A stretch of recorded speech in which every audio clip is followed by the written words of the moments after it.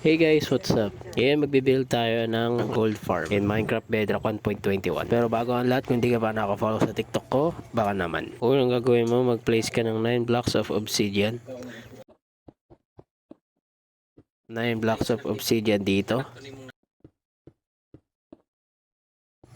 9 blocks of obsidian din dito. At lastly, 9 blocks of obsidian dito. Sunod, alamin natin kung saan magsuspawn yung mga zombie piglins. I-light up nyo yung portal. At kapag nalaman nyo na saan magsuspawn yung zombie piglins, ito yung magiging harap. Ngayon, punta ka sa likod ng portal. Count 3 blocks up. At mag-place ka ng 5 blocks of solid blocks. Yan, sunod, kuha ka ng observer at mag-place ka paharap dito. At isa paharap dito. Ito yung magiging itsura ng mga observers. Make sure nyo tama yung paglagay ng observers. Isang block dito at isang dispenser dito. Lagay ka ng lever dito, i-flick nyo. Sunod, i-cover up nyo na.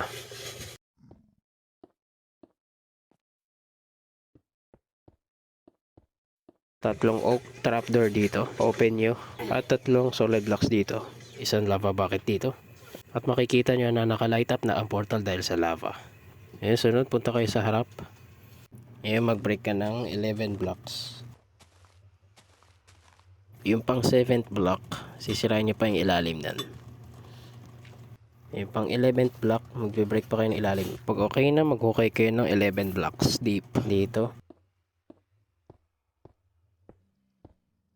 Palakihin nyo yung space kasi medyo masikip.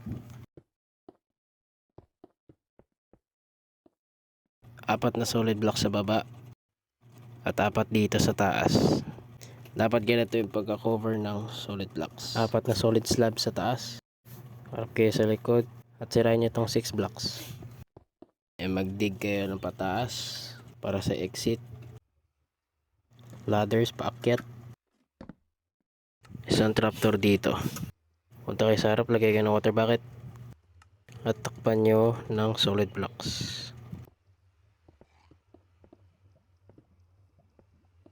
Isang button dito. Lagyan ng dispenser ng water bucket o bucket of powdered snow. Ito na magiging itsura ng gold farm. Pwede na natin i-test ang gold farm. Flick mo tong lever. At ganyan yung itsura kapag ni-flick niya yung lever. May powdered snow na lumalabas. At may mga zombie piglin na lumalabas na uhulog din sila sa baba. Pumunta kayo sa baba.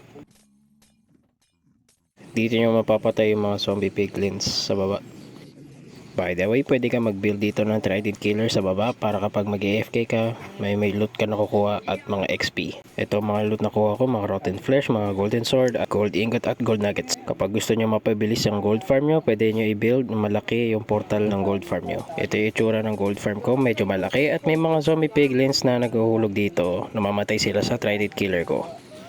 I hope nakatulong to video na to. Please like and follow.